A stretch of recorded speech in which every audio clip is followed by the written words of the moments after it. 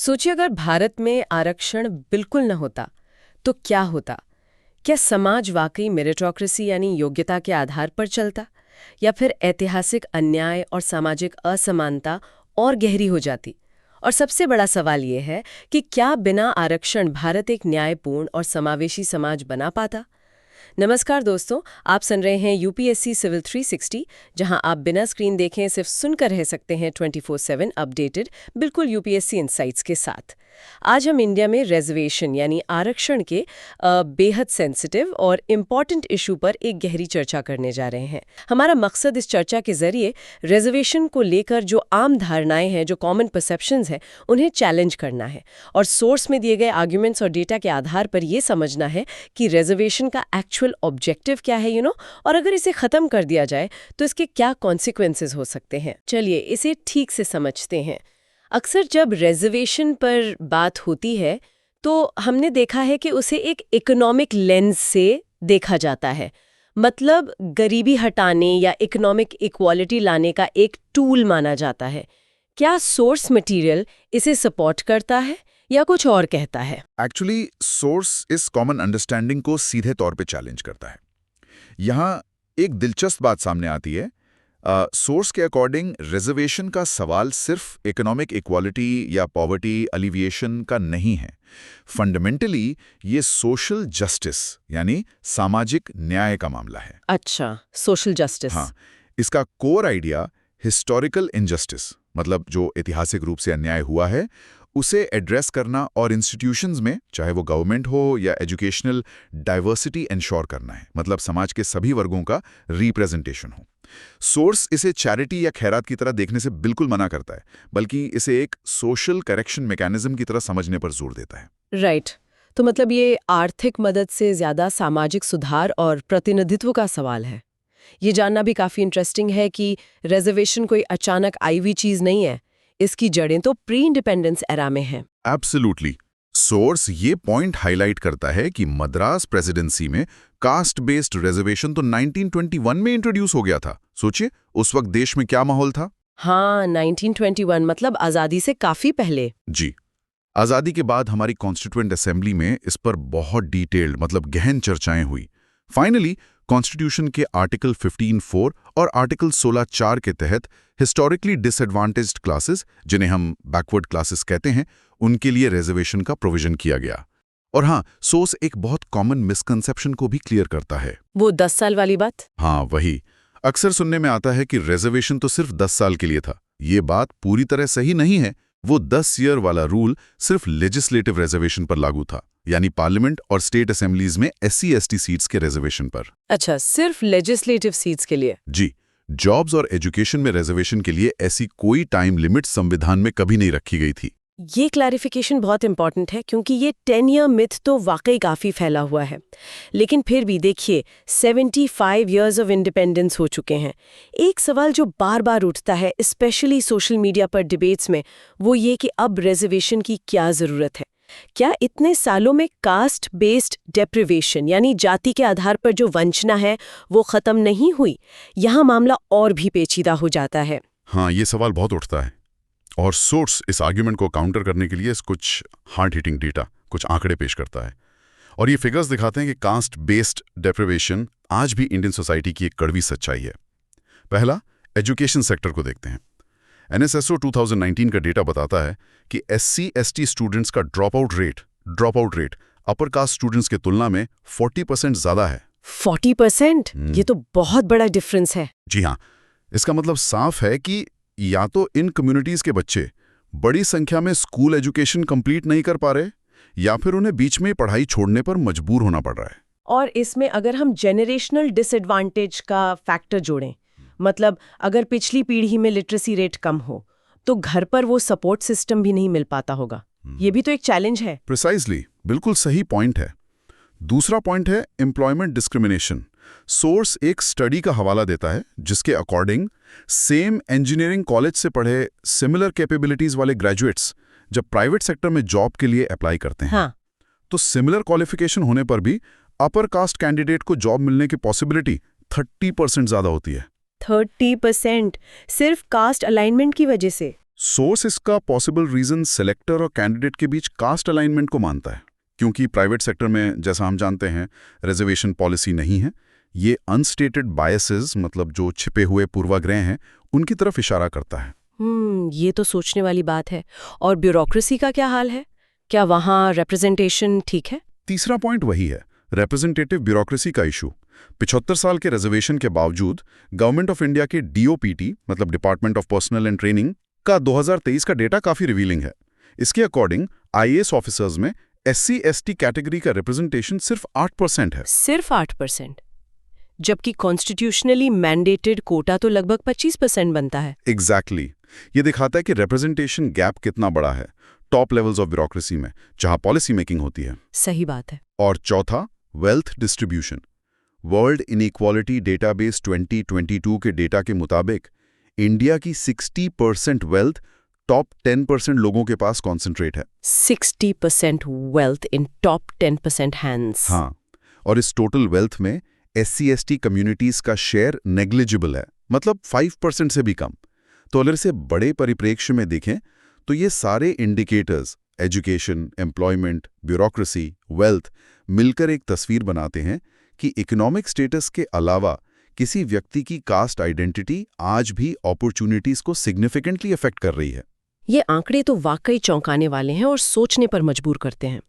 इन numbers के सामने वो आर्ग्यूमेंट की रिजर्वेशन मेरिट के खिलाफ है थोड़ा कमजोर लगता है। लेकिन ये मेरिट है क्या असल में? इसे कैसे डिफाइन किया जाए? क्या ये सिर्फ एग्जाम में लाए गए मार्क्स हैं? सोर्स इसी मेरिटोक्रेसी के यूटोपिया वाले आइडिया पर फंडामेंटली क्वेश्चन उठाता है।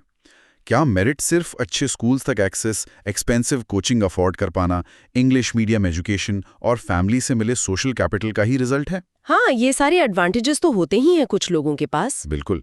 सोर्स आर्ग्यू करता है कि जिसे हम अक्सर मेरिट कहते हैं वो असल में बर्थ बेस्ड प्रिविलेजेस, मतलब जन्म से मिले विशेषाधिकारों का प्रोडक्ट होती है। इसमें इंडिविजुअल एफर्ट का रोल होता है, जरूर होता है, पर स्टार्टिंग पॉइंट सबके लिए इक्वल नहीं होता। नेचुरली जिन लोगों के पास ये प्रिविलेजेस हैं, access to quality education, cultural and social capital, family background, वे उन एग्जाम्स में बेटर परफॉर्म करेंगे जो इन्हीं चीजों को मेजर करते हैं। सही। यही वजह है कि ओपन कंपटीशन वाले एग्जाम्स जैसे यूपीएससी, नीट, जेई में प्रिविलेज्ड बैकग्राउंड से आने वाले कैंडिडेट्स का सक्सेस रेट डिस्प्रोपोर्शनेटली हाई होता है। उनके पास कोचिंग सेंटर्स और दूसरे रिसोर्सेज का एक पूरा इकोसिस्टम अवेलेबल होता है। ये पैटर्न तो कॉर्पोरेट इंडिया में भी दिखता है, जैसा सोर्स बताता है। कॉर्पोरेट बोर्ड्स में अप्रॉक्सीमेटली 95% मेंबर्स कथित अपर कास्ट से हैं। हाँ, 95%। और जुडिशरी का भी आपने जिक्र किया। आज़ादी से अब तक 245 सुप्रीम कोर्ट जजेस में से सिर्फ 7 दलित रहे हैं। This raises an important question. क्या हमारा सिस्टम ट्रूली मेरिट बेस्ड है या प्रिविलेज बेस्ड? एग्जैक्टली, यही सवाल सोर्स उठाता है। एक और कॉमन क्रिटिसिज्म जो सुनने में आता है वो ये है कि रिजर्वेशन से एफिशिएंसी यानी कार्यकुशलता कम होती है।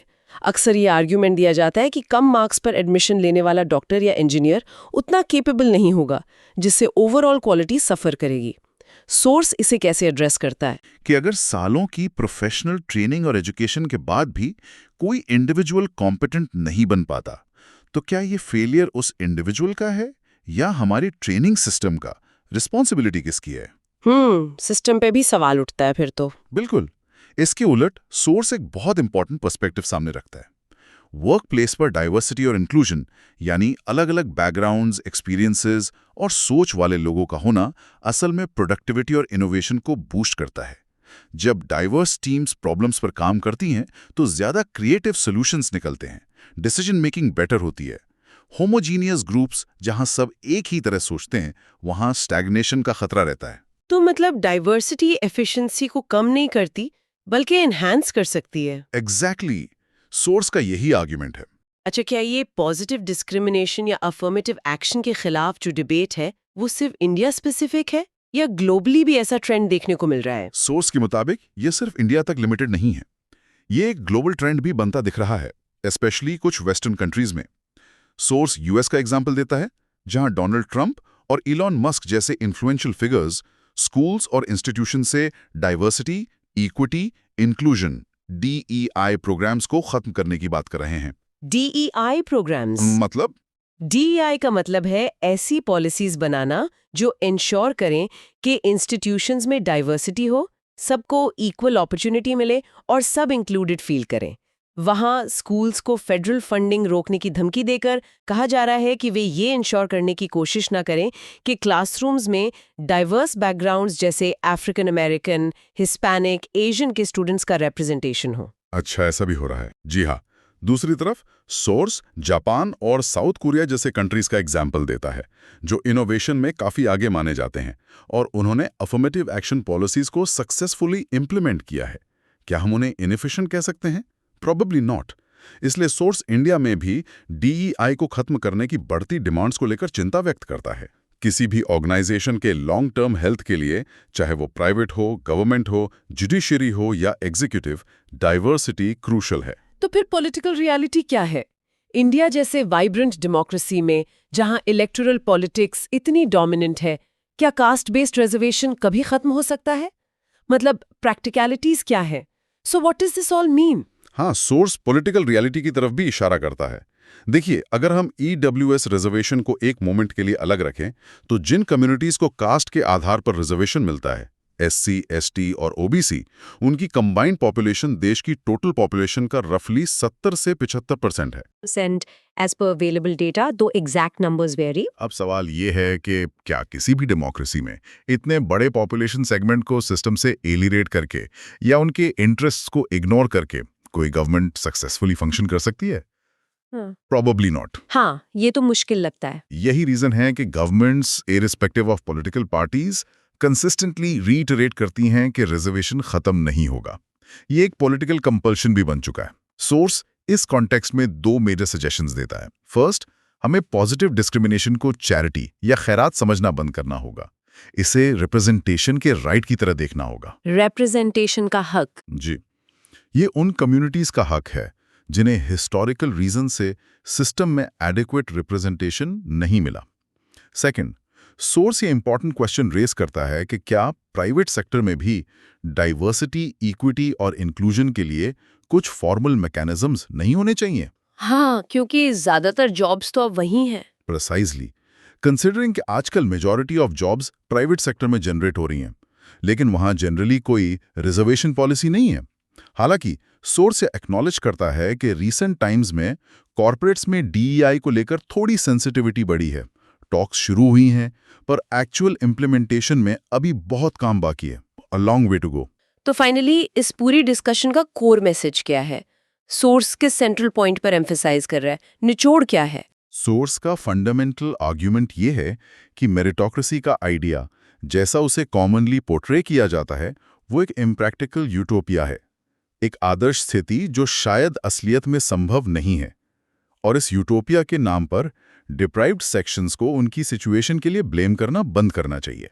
मतलब विक्टिम ब्लेमिंग नहीं होनी चाहिए। बिल्कुल। अक्सर ये देखने में आता है कि लोग अपनी पर्सनल फेलियर्स, जैसे अनएम्प्लॉयमेंट, के लिए सिस्टम से सवाल करने के बजाय अपने ही जैसे दूसरे सिटीजन्स को, जिन्हें अफर्मेटिव एक्शन का बेनिफिट मिल रहा है, उन्हें एनिमी समझने लगते हैं। सोर्स कहता है कि हमें उन फोर्सेस को रिकॉग्नाइज करना होगा जो हमारे अंदर अपने ही फेलो सिटीजन्स के प्रति हॉस्टिलिटी पैदा करती हैं।